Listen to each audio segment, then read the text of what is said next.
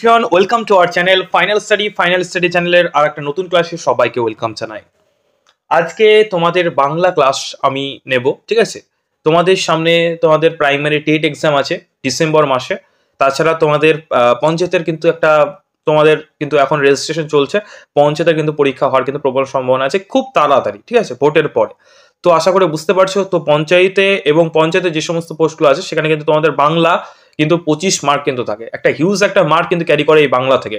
এবং প্রাইমারি টেটেও কিন্তু সেম ভাবে কিন্তু 30টা মার্ক কিন্তু এই বাংলা থেকে কিন্তু থাকে। সেহেতু বাংলাটা কিন্তু খুব ইম্পর্টেন্ট হয়ে দাঁড়ায় এই সমস্ত এক্সামগুলো, বা ওয়েস্ট বেঙ্গলের অনেক এক্সাম আছে যেগুলো থেকে কিন্তু বাংলা থেকে প্রশ্ন আছে, সেখান থেকে কিন্তু এই বিপরীত শব্দ থেকে কিন্তু 3 থেকে 4টে কিন্তু প্রশ্ন সচরাচর কিন্তু দিয়ে দেয়।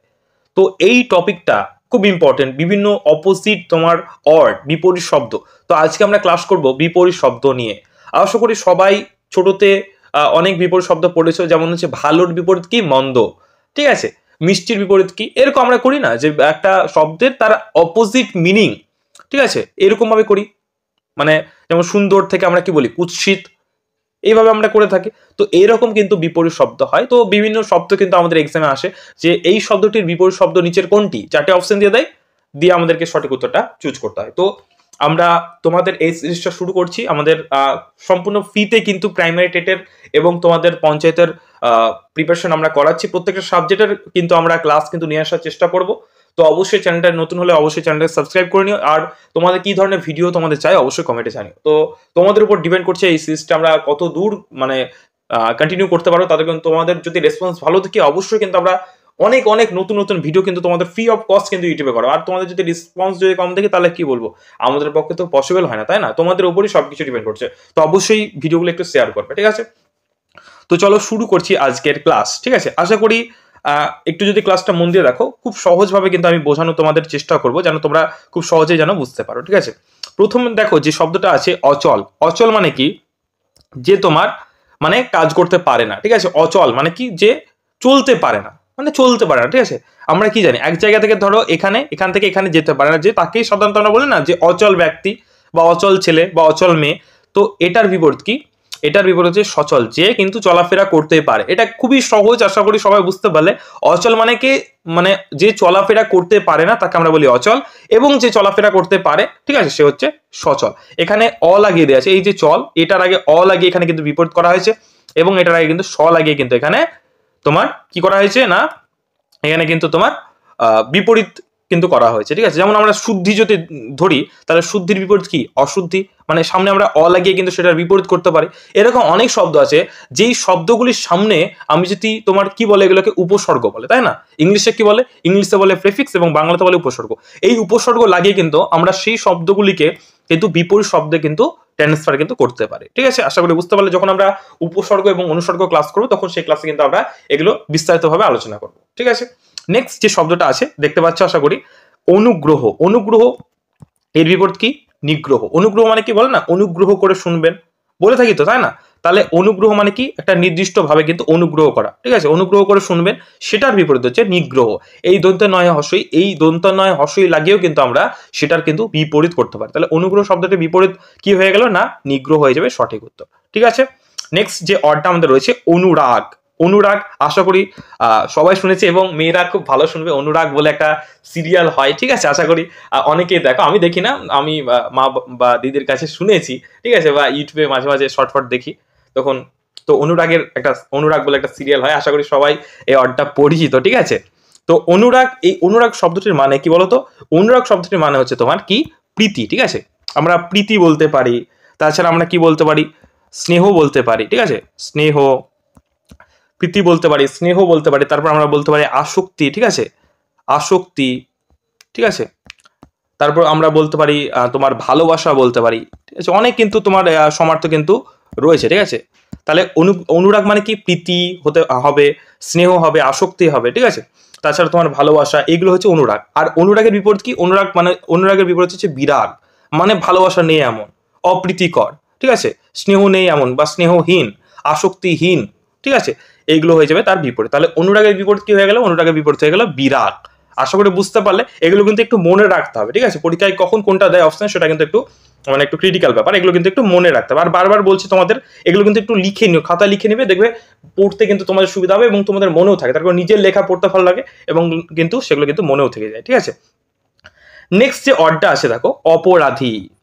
যে ক্রাইম করে তাকে আমরা অপরাধী বলি, তাই না? যে অপরাধ করেছে যে ব্যক্তি তাকে আমরা অপরাধী বলবো, বা যে ব্যক্তি, ঠিক আছে, বা যে করেছে অপরাধ তাকে আমরা অপরাধী বলি। তাহলে এর বিপরীত কি হবে? যে অপরাধ করেনি এমন, মানে কি নিরপরাধ, ঠিক আছে, বা নিরপরাধী, ঠিক আছে। অপরাধের বিপরীত কি হয়ে যাবে তাহলে? নিরপরাধ হয়ে যাবে সঠিক উত্তর, ঠিক আছে। নেক্সট হচ্ছে যে অডটা আমাদের দিয়েছে সেটা হচ্ছে অগ্রিম। অগ্রিম মানে কি? অগ্রিম মানে আমরা সকলে জানি অ্যাডভান্স, কি বলি না আমরা, অ্যাডভান্স লাগবে আমাদের, ঠিক আছে, অ্যাডভান্স দিন আমরা বলে থাকি, ঠিক আছে, অগ্রিম।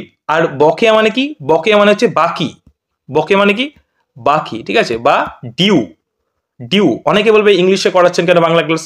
দেখো আমরা কিন্তু বাংলা থেকে বাংলা করলে না অনেক সময় বুঝতে পারি না, মানে অনেক ক্রিটিক্যাল হয়ে যায় শব্দগুলো।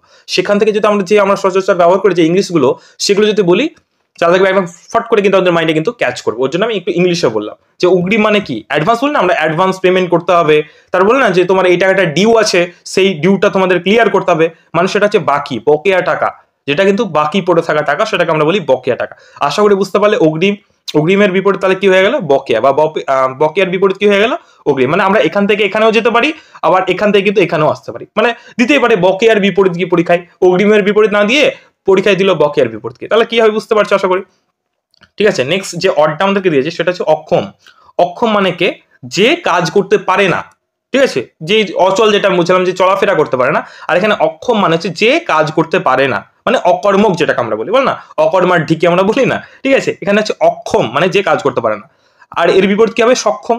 আমি একটু আগে বললাম যে এই যে ক্ষম ব্যক্তি, সেটার আগে অ লাগিয়ে এটা বিপরীত করেছে, আর এখানে দন্ত স লাগিয়ে কিন্তু এটার বিপরীত করে দিয়েছে, এটার কিন্তু বিপরীত করে দিয়েছে, ঠিক আছে।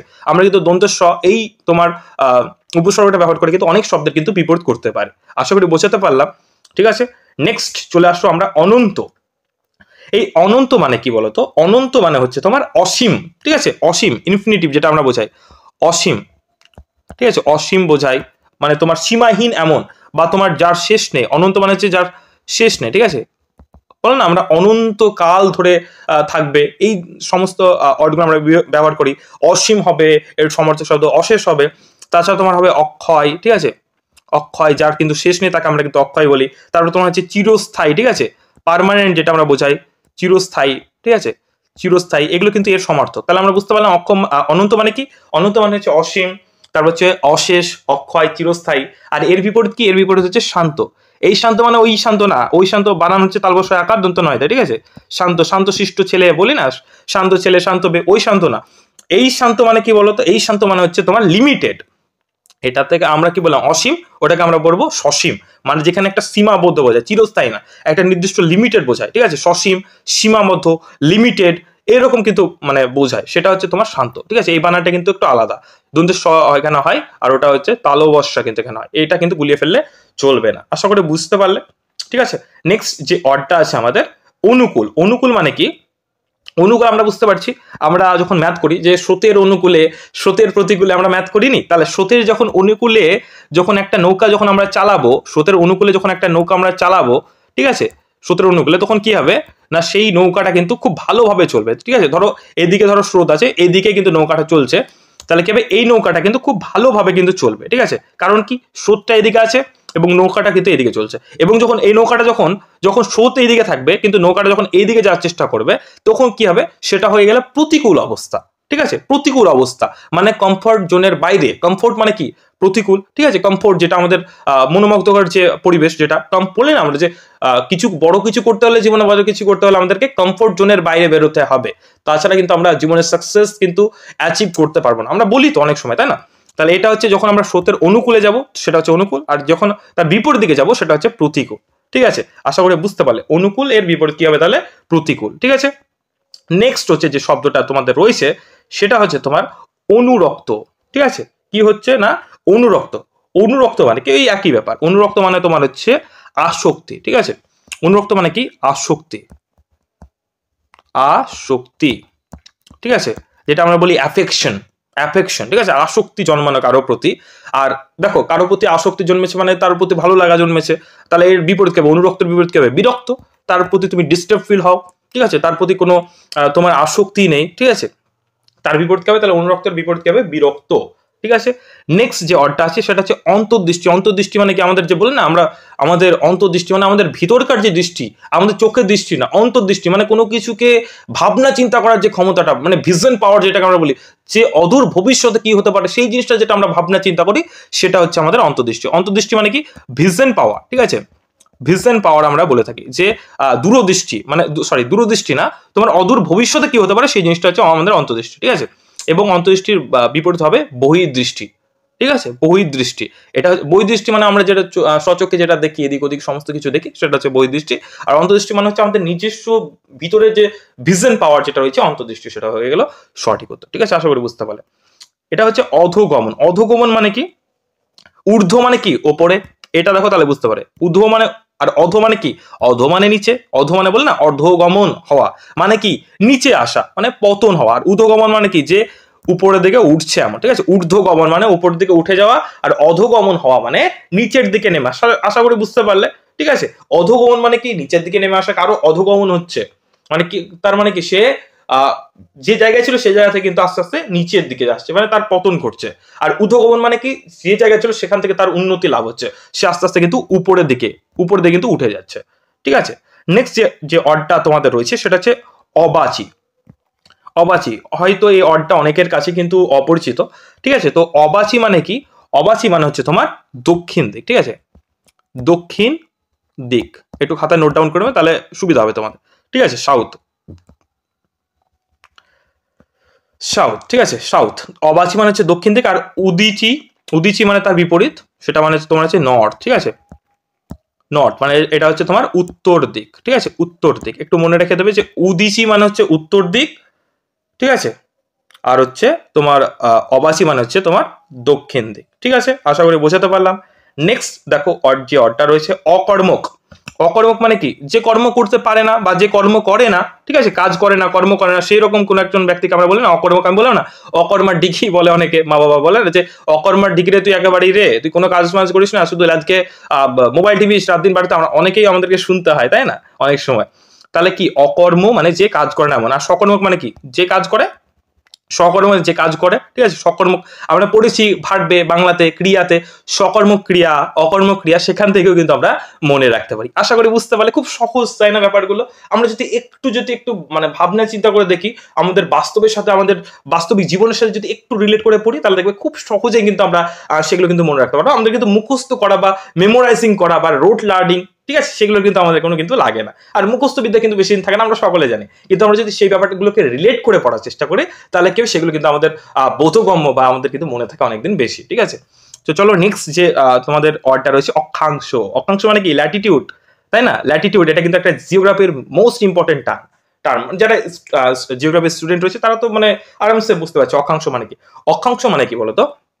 এটা যদি পৃথিবী হয়, ঠিক আছে, পৃথিবী তো তোমার যে রেখা রয়েছে না, কাল্পনিক নির্দিষ্ট রেখা রয়েছে, এইভাবে কিন্তু রেখা রয়েছে পৃথিবী। তো এই যে তোমার পশ্চিম থেকে যে পূর্ব দিকে যে রেখাগুলো আছে, ঠিক আছে, পশ্চিম থেকে পূর্ব দিকে, এই রেখাগুলোকে আমরা বলি অক্ষাংশ। ঠিক আছে, অক্ষাংশ বলি বা ল্যাটিটিউড বলি। ঠিক আছে, আর লং ল্যাটিটিউড কাকে বলি? না, এই যে উত্তর থেকে যে দক্ষিণে এই যে রেখাগুলো আমরা দেখি, সেগুলোকে আমরা বলি দ্রাঘিমাংশ। আশা করি বুঝতে পারলে। তাহলে অক্ষাংশের বিপরীত কি?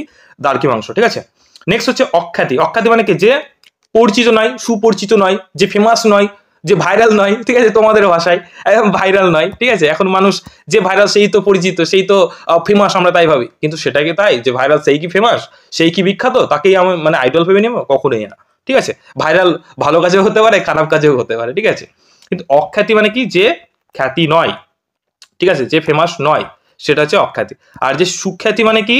যে ফেমাস, যে বিখ্যাত, যে সুপরিচিত, তাকে কিন্তু আমরা, তাহলে এখানে দেখো অ লাগিয়ে এটার কিন্তু খ্যাতির বিপরীত করে দিয়েছে, আর এখানে সু লাগিয়ে কিন্তু খ্যাতির কিন্তু তোমার মানে ওটার বিপরীত করে দিয়েছে, মানে সমার্থক করে দিয়েছে খ্যাতি। ঠিক আছে, নেক্সট দেখো, নেক্সট হচ্ছে যে শব্দটা আছে অগ্র। অগ্র মানে কি? আগে। অগ্র মানে কি বলো? অগ্র থেকে এই যে অগ থেকে আমরা মনে রাখতে পারি কি? অগ্র মানে আগে। ঠিক আছে, বিফোর। ঠিক আছে, বিফোর। ওকে, ইংলিশ গুলো বলছি যেন তোমরা রিলেট করতে পারো। অনেক সময় কি হয় বলতো, বাংলা থেকে বাংলা আমরা মনে থাকে না, কিন্তু ইংলিশ একটু যদি সহজভাবে বলে দিই না, দেখি ফট করে মনে থাকে। আর পশ্চাৎ মানে কি? পরে। পশ্চাৎ মানে কি? পরে। ঠিক আছে, তাহলে পরের ইংলিশ কি বলো? আফটার। ঠিক আছে, আফটার, পরের ইংলিশ কি? আফটার। ওকে, আশা করি বুঝতে পারলে। নেক্সট শব্দ যেটা রয়েছে অগ্রজ। অগ্রজ একই ব্যাপার। এই আগে আগে অগ্রজ, এই গ্রজ মানে কি আগে জন্মেছে যে, ঠিক আছে, আগে জন্মেছে যে মানে যে প্রথমে জন্মেছে তাকে আমরা বলি অগ্রজ, আর যে পরে জন্মেছে তাকে বলি আমরা অনুজ, ঠিক আছে, এটা এক কথায় প্রকাশ বলো না, যে আগে জন্মেছে যে তাকে আমরা কি বলি অগ্রজ, এক কথায় প্রকাশ আমরা পড়েছি, ঠিক আছে, অনার্ড সাবস্টিটিউশন যেটা। আর পরে জন্মেছে যে তাকে আমরা বলি অনুজ, ঠিক আছে। নেক্সট ওয়ার্ডে আমরা চলে যাই অচেতন। অচেতন মানে কি চৈতন্যহীন, ঠিক আছে, সেন্সলেস, ঠিক আছে, সেন্সলেস, যার সেন্স নেই, অচেতন। আর সচেতন মানে কি যার জ্ঞান রয়েছে, যে যার সেন্স রয়েছে তাকে আমরা বলি সচেতন, ঠিক আছে। অনেক সময় কিন্তু আমরা এই দেখবি এই দুটো কিন্তু আমরা একদম কমন একটা ওয়ার্ড, ঠিক আছে, পাবোই, এই উপসর্গ অনুসর্গ আমরা কিন্তু পাবোই, ঠিক আছে।